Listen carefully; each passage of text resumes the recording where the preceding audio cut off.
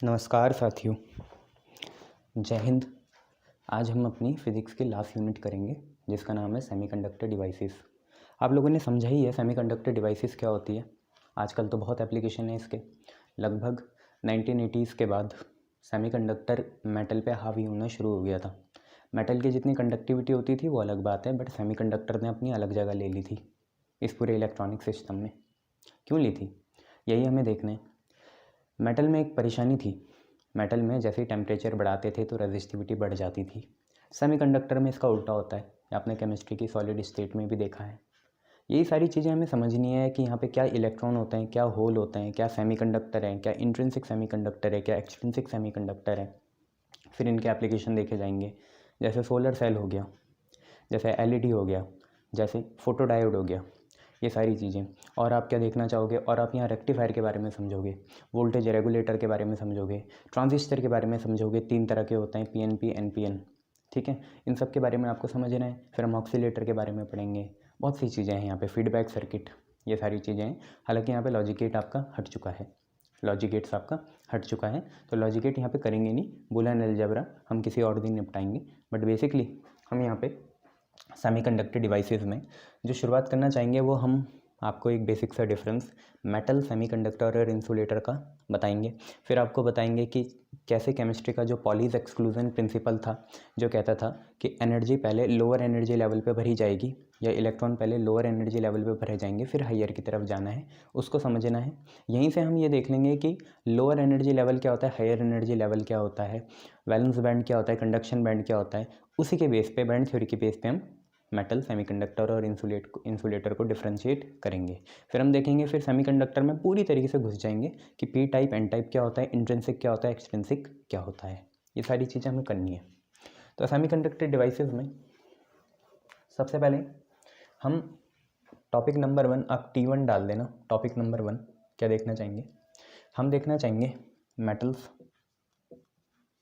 Versus semiconductor, metals versus semiconductor versus insulator. Metal, semiconductor और insulator का आपको difference समझना है। ठीक है, मेटल, सेमीकंडक्टर और इंसुलेटर का दिख रहा है साफ? हाँ जी सर, साफ तो दिख रहा है। मेटल, सेमीकंडक्टर और इंसुलेटर का आपको क्या समझना है? डिफरेंस समझना है। ठीक है, मेटल को हम कंडक्टर भी मान सकते हैं, ऐसी कोई बात नहीं है। मेटल्स को हम क्या मान लेंगे यहाँ पे? मेटल कुछ और नहीं है, कंडक्टर है। मेटल और कंडक्टर, इनके बीच में डिफरेंस क्रिएट करना है। ठीक है, तो आपको पता ही है यार, मेटल्स क्या है? मेटल्स वो हैं जो अपने से इलेक्ट्रिक करंट या इलेक्ट्रॉन को पास होने दें, उनको ज़्यादा अपोजिशन ना लगाएं। ठीक है, इनकी कंडक्टिविटी बहुत हाई होगी, रेजिस्टिविटी बहुत लो होगी, इनकी नंबर डेंसिटी जो इलेक्ट्रॉन्स की होती है बहुत ज़्यादा होगी। तो ये सारी चीज़ें हमें यहाँ पे डिस्कस कर लेनी है। तो मेटल्स क्या हैं? मेटल जनरली सब्सटेंस हैं जो फ्री चार्ज कैरियर्स को कंटेन करते हैं और अपने से इलेक्ट्रिसिटी को भी पास होने देते हैं। तो मेटल्स या कंडक्टर्स क्या हैं? मेटल्स या कंडक्टर्स क्या हैं? ये ऐसे हैं, those which have large charge carriers, ऐसे जिनमें बहुत सारा चार्ज कैरियर्स हैं। और चार्ज कैरियर्स आपको पता ही है, यहाँ पे मैं इलेक्ट्रोलाइट की बात नहीं कर रहा हूँ, तो यहाँ कटाइन एनाइन की बात नहीं कर रहे हैं, इलेक्ट्रॉन की बात कर रहे हैं। ठीक है, नहीं, वो इलेक्ट्रोकेमिस्ट्री यहाँ नहीं पढ़नी। तो मेटल्स या कंडक्टर क्या हैं? ऐसे हैं जिन पे बहुत सारे चार्ज इलेक्ट्रॉन हैं and allows current to pass, allows current to pass through them, अपने से करंट को पास होने देंगे। और दूसरी बात क्या है, इनमें बहुत सारे इलेक्ट्रॉन्स होते हैं। एग्जांपल आप सभी जानते हैं मेटल्स के, आयरन हो गया, कोबाल्ट हो गया, निकल हो गया, ETC etcetera, end of thinking capacity. ठीक है, तो मेटल्स क्या हैं? कंडक्टर हैं, ऐसे सब्सटेंस है जिनमें बहुत सारे फ्री चार्ज कैरियर्स हैं। और चार्ज कैरियर फ्री होंगे, है ना, तो लिखने की ज़रूरत नहीं, आप लोग समझ ही गए हैं चार्ज कैरियर्स कैसे होने चाहिए, फ्री होने चाहिए। देन इसके बाद हम बात कर लेते हैं इंसुलेटर्स की। इंसुलेटर्स क्या हैं? दोस्त इंसुलेटर है क्यों? क्योंकि इसमें एक भी फ्री चार्ज कैरियर नहीं होगा, इसलिए वो कंडक्टिविटी करता ही नहीं है। उसमें एक भी चार्ज कैरियर नहीं होगा, ठीक है, ये बात है। होंगे भी तो वो बाउंड होंगे न्यूक्लियस से बहुत खतरनाक तरीके से। तो those which do not contain any free charge carriers, ऐसे जो बिल्कुल भी कोई चार्ज कैरियर्स को, जैसे इलेक्ट्रॉन हो गए, उन्हें कंटेन नहीं करते। इसके एग्जांपल आप बता सकते हो, पानी नहीं बच्चे, माइका, वुड हो गया, प्लास्टिक एक्सेट्रा, ठीक है। अब सेमीकंडक्टर क्या है? सेमीकंडक्टर वो हैं जो इन दोनों के बीच के हैं, जैसे मेटल नॉन मेटल के बीच में मेटालॉइड्स होते हैं, वैसे ही सेमीकंडक्टर्स हैं। सेमीकंडक्टर्स यही तो है हमारा चैप्टर। सेमीकंडक्टर्स क्या हैं? जिनकी कंडक्टिविटी मेटल से कम और इंसुलेटर से क्या हो, ज़्यादा हो, ऐसे बोलना है ना। तो हुज कंडक्टिविटी मतलब कंडक्शन करने की जो क्षमता है, कंडक्शन करने की, तो whose conductivity lies between conductors मतलब मेटल्स। सर कंडक्टर्स में आपने मेटल ही ले लिया बेटा, मेन काम यहाँ मेटल से ही होता है ना। हम यहाँ पे इलेक्ट्रोलाइट भी ले सकते थे, बट जब तक वो मोल्टन या कैसी फॉर्म में ना आए, एक्वस फॉर्म में ना आए, तब तक बात नहीं बनती उसमें कंडक्टिविटी की, ठीक है। हाँ, तो whose conductivity lies between conductors and insulators, जिनकी कंडक्टिविटी कंडक्टर्स और इंसुलेटर्स के बीच में लाई करती है, they have less free charge career.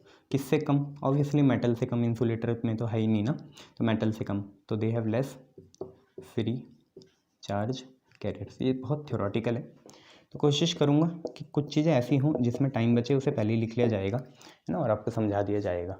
Whose conductivity lies between conductor and insulator and they have less free charge carriers. इसके कुछ example बता सकते हो? तो बहुत हैं, जनरली ग्रुप 14 के सारे ही हैं, ग्रुप 14 के आप सारे ही मान सकते हैं, कार्बन को छोड़ के। काफ़ी गए, संतर प्रभु, सिलिकॉन, जर्मेनियम इसके एग्जाम्पल होंगे, एक्सेट्रा। अब मैं आपको यहीं पे बता देता हूँ कि कार्बन क्यों नहीं है, क्या सेमीकंडक्टर है ना।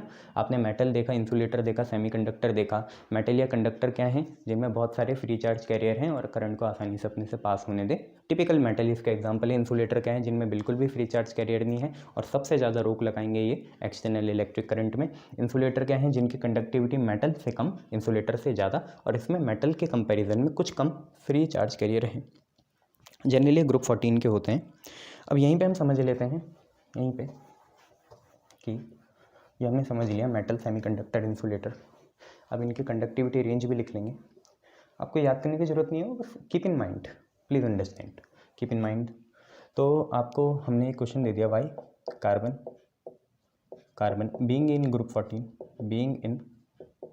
Group 14 is not regarded, why carbon being in group 14 is not regarded as semiconductor, SC, ठीक है, सेमीकंडक्टर पूरा लिख लेना। कार्बन है तो ग्रुप 14 में, तो ग्रुप 14 वाले मैंने आपको बोल दी थी, जनरली मोस्ट ऑफ द जो एलिमेंट हैं वो क्या होंगे, सेमीकंडक्टर होंगे, बट कार्बन नहीं है। इसका हम एग्जांपल ले लेते हैं। Carbon atomic number 6, 1s2 2s2 2p2 2p2। इसका ये फ्री इलेक्ट्रॉन्स होंगे कहाँ, 2p सबशेल में जो होंगे वो फ्री इलेक्ट्रॉन होंगे। अब आप इसी को मैं सिलिकॉन से आपको कंपेयर करके बताता हूँ। सिलिकॉन एटॉमिक नंबर 14, पता है ना, 6 और 8 14, मैजिक नंबर पता है ना, 6 8 18 18 32 ऐसे चलता है। सिलिकॉन हो गया 1s2 2s2, ठीक है, फिर 2p6 3s2 और 3p2, ये लिख सकते हैं ना, 2 2 4 6 10 11 12 13 14। अब ये 3p2 वाले हैं फ्री इलेक्ट्रॉन्स। अब जरा आप समझो एक एटम बनता कैसे है। देखो यहाँ न्यूक्लियस होता है, न्यूक्लियस के सबसे पहले 1s वाला ऑर्बिटल होगा, ठीक है, फिर आप पे होगा 2s वाला ऑर्बिटल, ठीक है, फिर 2p वाला थोड़ा दूर हो जाता है, ठीक है, फिर इसके बाद अगर मैं आपको फाइनली 3p वाला बताऊँ तो वो और भी दूर हो जाता है। तो आप देखो सबसे ज़्यादा न्यूक्लियस फोर्स ऑफ अट्रैक्शन किस इलेक्ट्रॉन पे लगाएगा, 1s पे, 2s पे, फिर 2p पे, 3s पे तो बहुत ही कम फोर्स ऑफ अट्रैक्शन हो जाएगा। यही रीज़न है कि हम सिंपल बोल सकते हैं अगर किसी को सेमीकंडक्टर बनना है तो उसके जो इलेक्ट्रॉन होने चाहिए वो वैलेंस तो होने चाहिए, फ्री भी होने चाहिए। फ्री मतलब न्यूक्लियस का फोर्स ऑफ अट्रैक्शन उन पे ज़्यादा नहीं लगना चाहिए। अगर न्यूक्लियस उन्हें बाउंड करके रखेगा तो वो कंडक्टिविटी शो नहीं करेंगे, ये रीज़न है। तो इसलिए हम लिख ले रहे हैं यहाँ पे कि since force of attraction between electron and nucleus, force of attraction between electron and nucleus, ठीक है। जितना ज़्यादा फोर्स ऑफ अट्रैक्शन होगा उतना कम कंडक्टिविटी होगी, उतनी कम क्या होगी, कंडक्टिविटी होगी। जितना ज़्यादा फोर्स ऑफ अट्रैक्शन होगा उतनी कम क्या होगी, कंडक्टिविटी होगी। मतलब उसके जो सेमीकंडक्टर वाले ट्रेट हैं वो उतने ही कम हो जाएंगे, ऐसा हम लिख सकते हैं। तो अगर यहीं से ये देखें, मैं आपको बताना चाहूँगा force of attraction between nucleus and electron of 2p, electron of 2p वो बहुत ही ज़्यादा होगा किससे, force of attraction between nucleus and electron of 3p, ठीक है। ये वाला किसके लिए है, ये वाला कार्बन के लिए है, ये वाला किसके है, ये वाला सिलिकॉन के लिए है। तो क्योंकि सिलिकॉन का फोर्स क्या है, कम है, फोर्स क्या है, कम है। न्यूक्लियस और 2p ये किसका है, कार्बन का फोर्स ज़्यादा है तो उसकी कंडक्टिविटी होगी कम और उसके सेमीकंडक्टर वाले ट्रेट्स भी होंगे कम। बट क्योंकि अगर हम सिलिकॉन की बात करें तो सिलिकॉन का फोर्स लगभग बहुत ही कम है तो उसकी कंडक्टिविटी बहुत ही ज़्यादा होगी, तो उसकी सेमीकंडक्टर ट्रेट्स भी क्या होंगे, ज़्यादा होंगे। तो फाइनली हम ये बोल सकते हैं carbon, in carbon nucleus is very dominating, nucleus is very dominating, nucleus बहुत डोमिनेटिंग है इसलिए इलेक्ट्रॉन को छोड़ेगा नहीं, तो लेस सेमीकंडक्टर के ट्रेट्स आएंगे, लेस सेमीकंडक्टर के ट्रेट्स आएंगे। बहुत पास से, मतलब वो जो 2p वाला है बहुत पास है न्यूक्लियस के, तो बहुत ज़्यादा बांध के रखेगा न्यूक्लियस 2p वाले इलेक्ट्रॉन को और जाने नहीं देगा, इसलिए बड़ा मुश्किल हो जाएगा हमें उसे सेमीकंडक्टर के जैसे शो कराना, ठीक है। ये चीज़ है आप पे।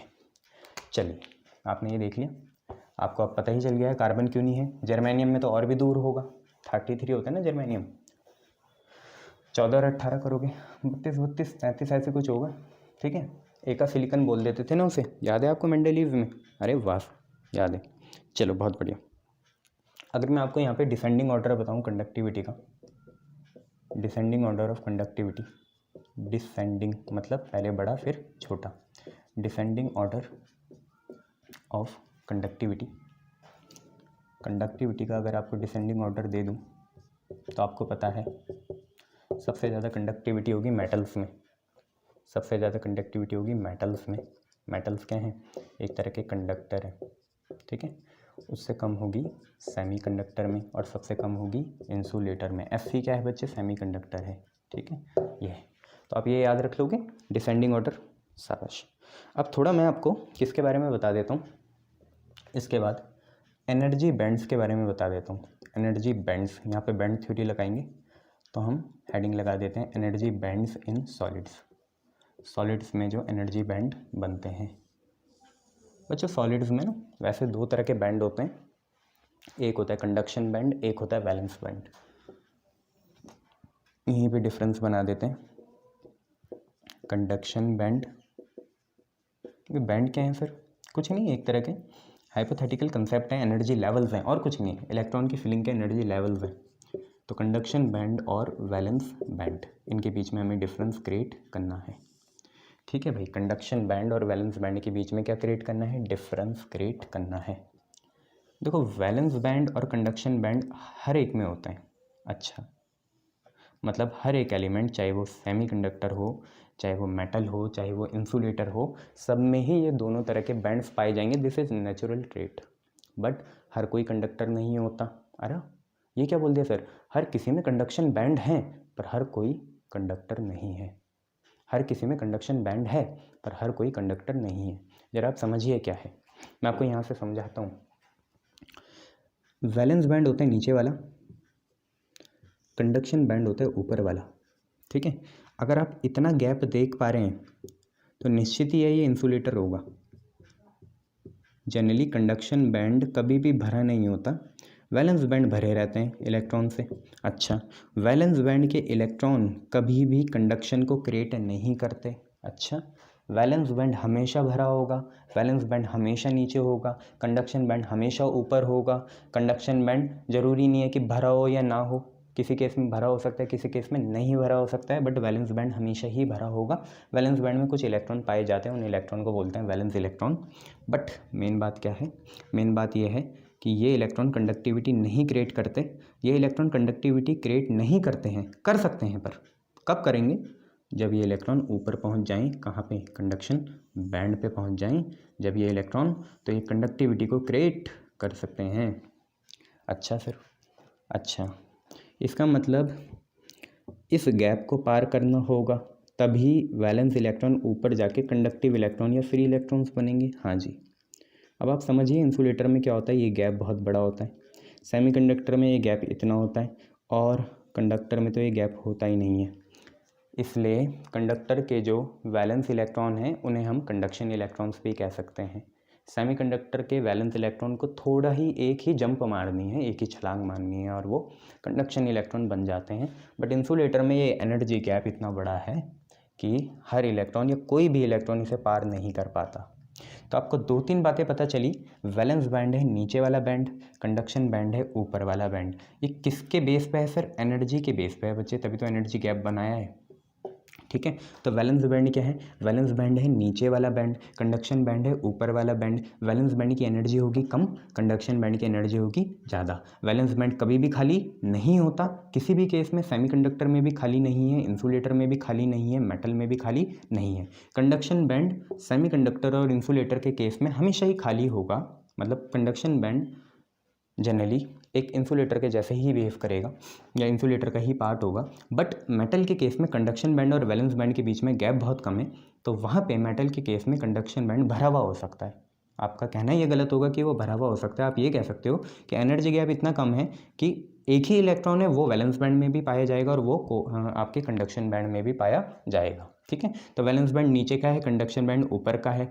ठीक है, और इनके बीच में एनर्जी का गैप है। ठीक है, वैलेंस बैंड की एनर्जी कम है, कंडक्शन बैंड की एनर्जी ज़्यादा है। वैलेंस बैंड कभी भी किसी भी टाइप ऑफ सब्सटेंस के लिए खाली नहीं होगा, चाहे वो सेमीकंडक्टर हो, इंसुलेटर हो, मेटल हो। कंडक्शन बैंड खाली हो सकता है। ठीक है, अब एक वैलेंस बैंड का इलेक्ट्रॉन कंडक्शन बैंड का इलेक्ट्रॉन कब बनता है, जब वो इस बेस को या इस एनर्जी डिफरेंस को पार कर देता है, तभी वो कंडक्शन बैंड का इलेक्ट्रॉन बन जाता है। मेटल या कंडक्टर के केस में ये बहुत आसानी से हो जाता है, पार पाना, जंप करना। सेमीकंडक्टर में थोड़ा आसानी से हो जाता है, बहुत आसानी से नहीं, थोड़ा आसानी से। और इंसुलेटर के केस में तो भाई जान ही निकल जाती है, ऐसी बातें हैं। ठीक है, सबसे पहले इलेक्ट्रॉन पॉलीज एक्सक्लूजन प्रिंसिपल के हिसाब से सबसे पहले इलेक्ट्रॉन लोअर बैंड में भरे जाते हैं, तो सबसे पहले इलेक्ट्रॉन वैलेंस में ही भर गए, फिर एक्साइटेशन मिली तो कंडक्शन में चले गए। ठीक है, अच्छा, इस एनर्जी गैप को भी हम कुछ बोलेंगे, क्या बोलेंगे, फॉरबिडन एनर्जी गैप। क्या बोलेंगे, फॉरबिडन एनर्जी गैप, जिसको हम डिनोट करेंगे डेल्टा EG से, फॉरबिडन एनर्जी गैप। क्या है फॉरबिडन एनर्जी गैप, तो आप समझो, वैलेंस बैंड का सबसे ऊपर वाला लेवल और कंडक्शन बैंड का सबसे नीचे वाला लेवल। वैलेंस का सबसे ऊपर, कंडक्शन का सबसे नीचे, वैलेंस का सबसे ऊपर, कंडक्शन का सबसे नीचे, वैलेंस का सबसे ऊपर, कंडक्शन का सबसे नीचे वाले gap, higher most level of the valence band and the lower most level of the conduction band, उनके बीच का जो एनर्जी गैप है उसे ही हम फॉरबिडन एनर्जी गैप कहते हैं।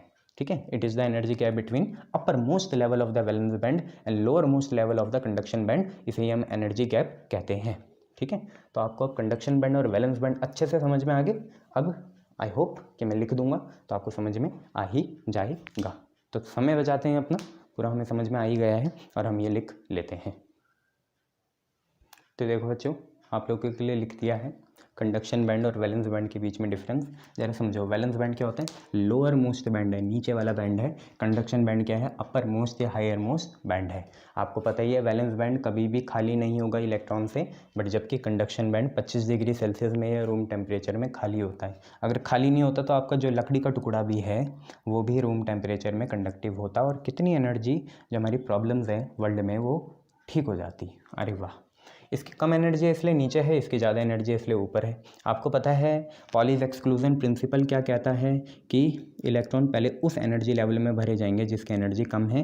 एनर्जी कम यहाँ किसकी है, जो नीचे है। नीचे कौन है, वैलेंस बैंड। तो वैलेंस बैंड की एनर्जी कम है इसलिए इसमें इलेक्ट्रॉन पहले फिल होते हैं और पॉलीज एक्सक्लूजन प्रिंसिपल को ये फॉलो करेगा। यहाँ पे प्रीफर नहीं होगा, मतलब इसमें बाद में भरे जाएंगे, उसमें पहले भरे जाएंगे। तो यही आप सम अप कर लो, कंडक्शन बैंड और वैलेंस बैंड क्या है। वैलेंस बैंड है lower most band, conduction band है higher most band. Valence band कभी भी खाली नहीं हो सकता इलेक्ट्रॉन से। Conduction band generally 25 degree Celsius में खाली होता है। इसकी लोएस्ट एनर्जी होती है, उसकी हाईएस्ट एनर्जी होती है। इसको पॉलीज एक्सक्लूजन प्रिंसिपल में फॉलो करते हैं, इसको नहीं करते हैं। पॉलीज एक्सक्लूजन प्रिंसिपल में फॉलो करते हैं, इसका मतलब इसको पहले भरा जाएगा या इसमें पहले इलेक्ट्रॉन भरे जाएंगे।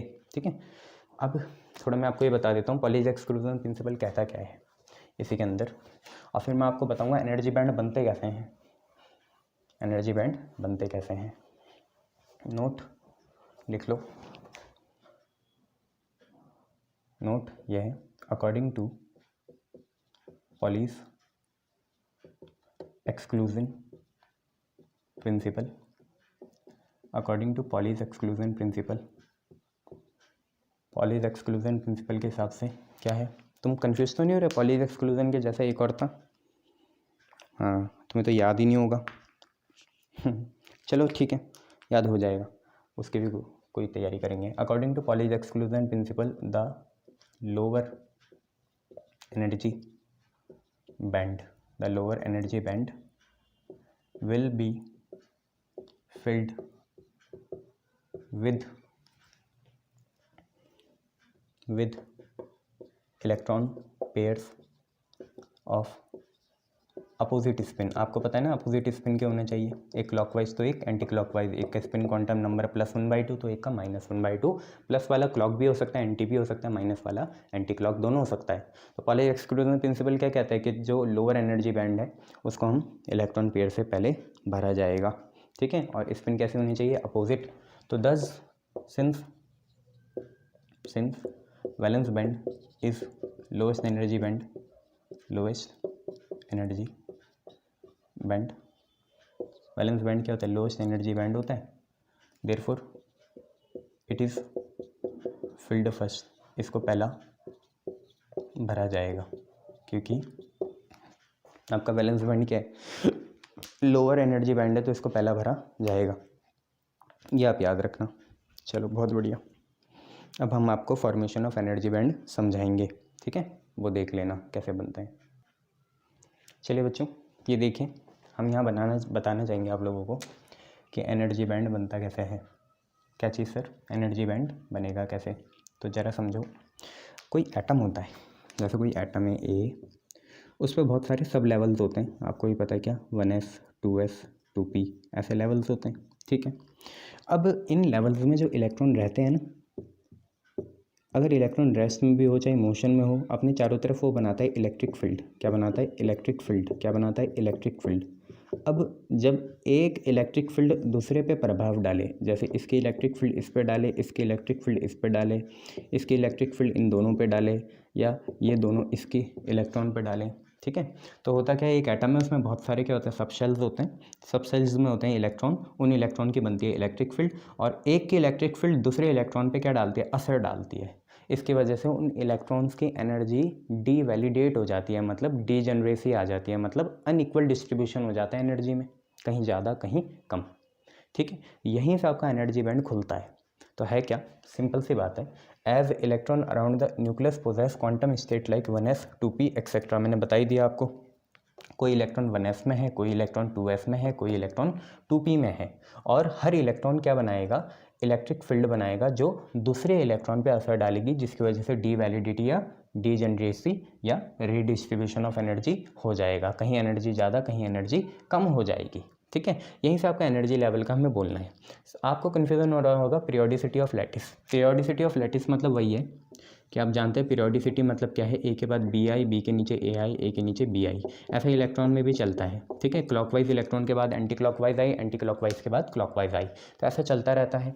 तो मैंने आपको क्या बताया, अभी दो पोस्टुले समझो कि क्या है, इलेक्ट्रॉन जो है क्वांटम स्टेट्स में होते हैं किसी एटम के अंदर, जो कि 1s 2s 2p हो सकती है। हर इलेक्ट्रॉन इलेक्ट्रिक फील्ड बनाएगा जो दूसरे पे असर डालेगी, जिसकी वजह से डीवैलिडेशन या रीडिस्ट्रीब्यूशन ऑफ एनर्जी हो जाएगा। अब जरा समझो, मान लो कोई यहाँ पे सॉलिड क्रिस्टल है, कोई यहाँ पे सॉलिड क्रिस्टल है और उसमें n एटम्स है। कितने एटम्स है, n एटम्स है, n ही एटम्स ले रखे, हाँ। कोई यहाँ पे सॉलिड क्रिस्टल है और उसमें कितने एटम्स है, n एटम्स है।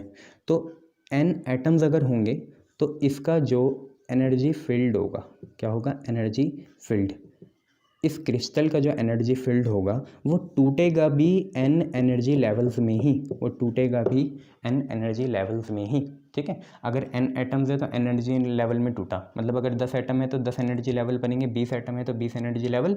जैसा हाइड्रोजन सिंपल है, अगर उसमें 2 एनर्जी लेवल हैं या 2 एटम्स हैं तो 2 एनर्जी लेवल ही बनेंगे। जैसे हाइड्रोजन के मॉलिक्यूल जो है उसमें 2 एटम्स होते हैं तो 2 एनर्जी लेवल ही बनेंगे, ठीक है। और इन्हीं एनर्जी लेवल को अगर हम ये मान के चलें कि ये क्वांटाइजेशन प्रिंसिपल को फॉलो करेंगे।